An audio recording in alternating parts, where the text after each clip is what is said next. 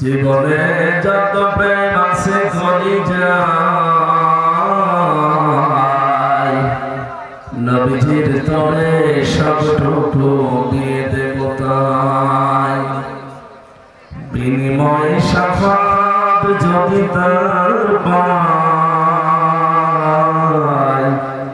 মুছে যাবে জীবনে যত ব্যথা ভার বালাবালা বিকামালিহি কাশাফাত দুজা বিজামালিহি হাসানাত জামিউ খিসালিহি সাল্লু আলাইহি ওয়া আলিহি আলহামদুলিল্লাহ।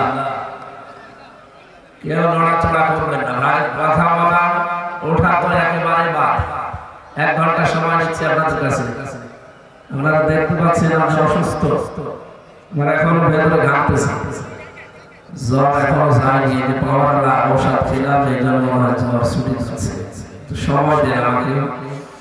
আজকের আলোচনার বিষয় মুমিনের 7 দফা কর্মসূচি আর শয়তানের 7 দফা কর্মসূচি।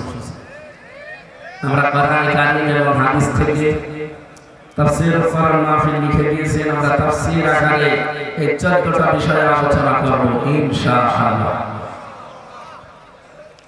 বাংলাদেশের ঐতিহ্যবাহী জেলা খুলনা ফুলতলা থানার অন্তর্গত বেজেরডাঙ্গা স্টেশন রেল স্টেশন ময়দানে সম্মিলিত ইমাম এবং 6 নম্বর ওয়ার্ডবাসীর উদ্যোগে 2024-এর বৈষম্য বিরোধী ছাত্র আন্দোলনের সকল শহীদদের রুহের মাগফিরাত কামনা, শহীদ আল্লামা দেলোয়ার হোসেন সাইদি রহমাতুল্লাহ আলাইহি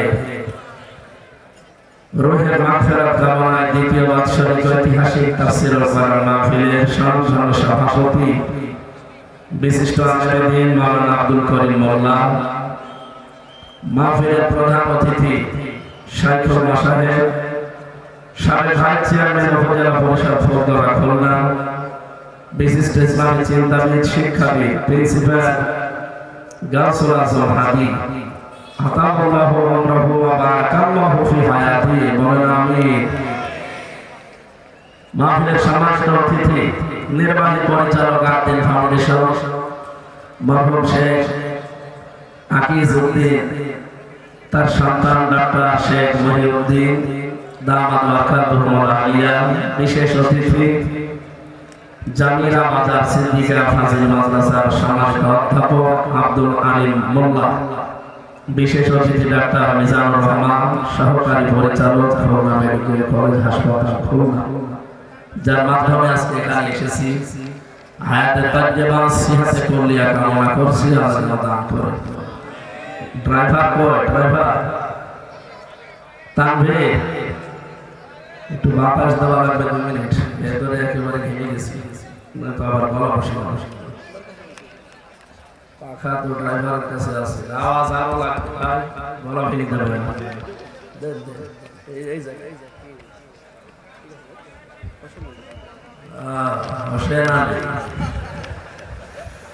গতকাল এখানে যারা কথা বলেছিলেন হাফেজ মাওলানা আহমেদ আলী মোল্লা, আলহাজ মাওলানা আবু সাইদ এবং অন্যান্য অতিথিবৃন্দ এখানে উপস্থিত আছেন। আপনাদের এই ফুলতলা থানার সম্মানিত অফিসার ইনচার্জ শ্রদ্ধাবাদন ব্যক্তিত্ব, আমাদের অভিভাবক যারা মনিরুজ্জামান দামাত বারাকাতুহুল আলিয়া, মঞ্চে বসা ওলামা ইকরাম, সামনে বসা মুসলমান ভাইরা, পর্দার আড়ালের সম্মানিত মা এবং বোনেরা, প্রশাসনের ভাইরা, প্রাণ প্রিয় খুলনাবাসী। এ বিভাগে আমার বাড়ি, এই জন্য একটু টান বেশি আছে আপনাদের প্রতি। যে অবস্থা, ডাক্তার আমাকে গত পরশু দিন থেকে 4-5 দিন অবস্থা এরকম বলছে, আপনার মাহফিলে যাওয়ার দরকার নেই, হাসপাতালে পড়ে থাকেন, আমরা একটা কিছু ঢুকিয়ে দেই, 10 দিন একাধারে পড়ে থাকে। আজকে যদি না আসতাম, বলেন তো এই ডাক্তার মিজান সাহেবকে কি গালি দিতেন আপনারা?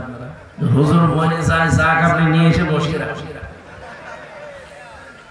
তারপরে আজকে দুপুরবেলা আর একটা ছিল, আসর থেকে মাগরিব পর্যন্ত যশোর কেশবপুর থানার পাঁচিয়া কলেজ ময়দানে।